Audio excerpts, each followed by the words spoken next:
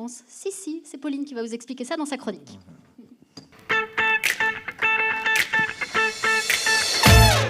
Amis, gars et compatriotes planchistes, bonsoir. Je commencerai par un seul mot, cocorico.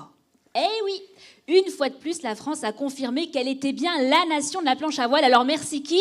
Merci les experts Miami.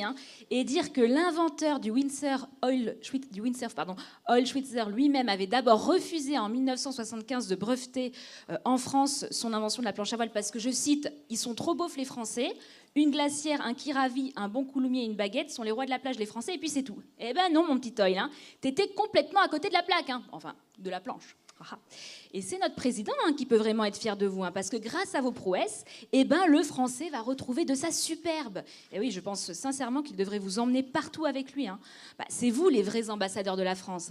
Non, parce que on n'a pas de pétrole, mais on a des véliplanchistes. Et ça n'a pas de prix. Bah oui, parce qu'en dehors de ça, avouons-le, le français cumule plutôt les clichés peu valorisants. Paresseux, malpoli, sale, tatillon, méprisant, voire raciste. Non mais maintenant, tout ça, grâce à vous, c'est du passé. Désormais, quand on parlera du français, on pensera à un beau véliplanchiste et on pensera plus tout simplement à un beauf. Bah oui, c'est fini l'image du français de camping en Marcel Moudboul ou Pantacourt polo flashy avec tache de rosé intégrée. Ah ben non, maintenant, le français va, grâce à vous, réhabiliter son élégance d'antan, revêtu d'un magnifique gilet flottant sans manches posé à même le torse. Ça va faire fureur au Fashion Week. C'est le retour de l'audace et de l'impertinence vestimentaire à la française. C'était du Lagerfeld. Voilà. Et fini aussi l'image du français râleur qui s'acharne sur son levier de vitesse surmonté d'une balle de tennis et qui crie vitre fermée « Mais putain, tu l'as eu où ton permis là? Dans une pochette surprise ?» Eh non, maintenant le français est et sera ce véliplanchiste serein qui évite tout objet flottant non identifié en un clin d'œil et hop, je l'offre. Voilà. Et on va enfin mettre au placard ce cliché du français bricoleur du dimanche qui croit connaître tout sur tout, genre « Et bouge pas là, c'est du placo ça ?» ou « Fais attention là, c'est pas un mur porteur. » Eh non, vous avez restauré le français véritable, ce sportif aguerri qui, regardant la mer, se dit « Waouh, ça plane à donf, je mets mon harnais et hop, c'est parti !» Voilà, la langue de Molière en combi néoprène, ça fait du bien.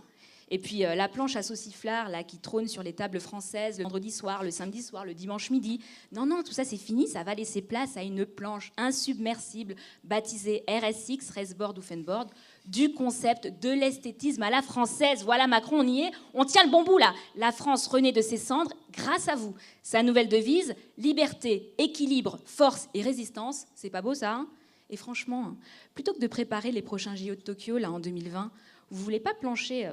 humour, sur les prochaines élections présidentielles, en planche, ça va plus loin qu'en marche, non?